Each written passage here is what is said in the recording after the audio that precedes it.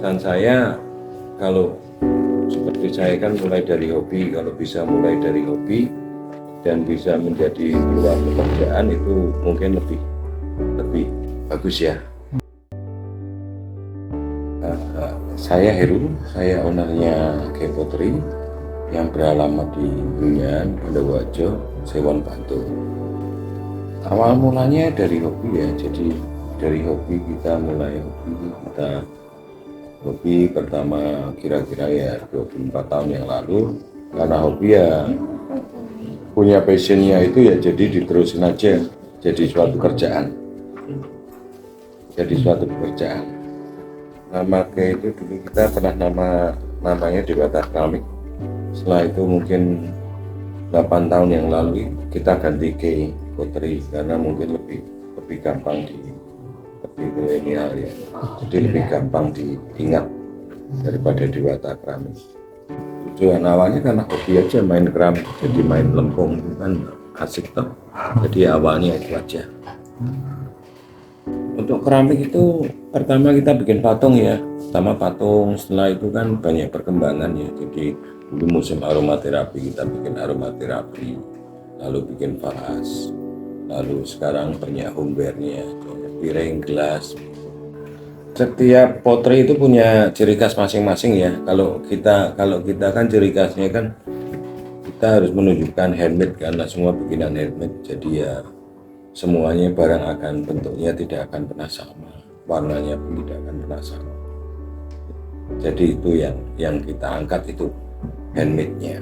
Proses awalnya tanah bongkahan itu dari tanahnya itu kita ambil dari Jawa Barat. Di Jawa Barat itu tanah bongkahan kita cairkan dengan air jadi seperti bubur. Setelah itu kita cetak pakai cetakan.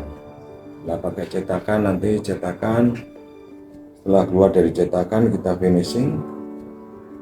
Ya setelah finishing rapi, dilap segala, dimasukin tungku pembakaran pertama namanya biskuit 800 derajat.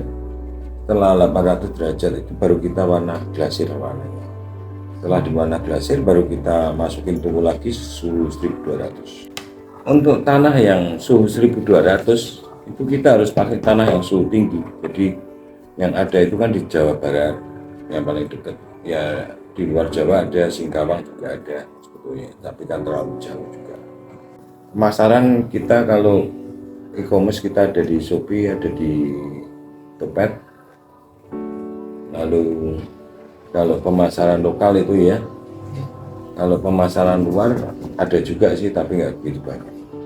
Ada Amerika, ada Saudi, ada Australia juga ada, tapi mereka nggak banyak lah. Dari teknologinya ya, kalau handmade itu kan semua pakai tangan semua. Kalau mungkin pabrik-pabrik yang gede yang bisa produksi banyak itu kan mereka pakai mesin, jadi tanpa sentuhan tangan. Kualitasnya sama sih sebetulnya, cuman karakternya aja.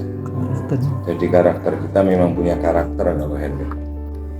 Masih bisa menjanjikan asal yang menjalankan punya rasa kreativitas yang tinggi. Jadi untuk desain-desainnya harus.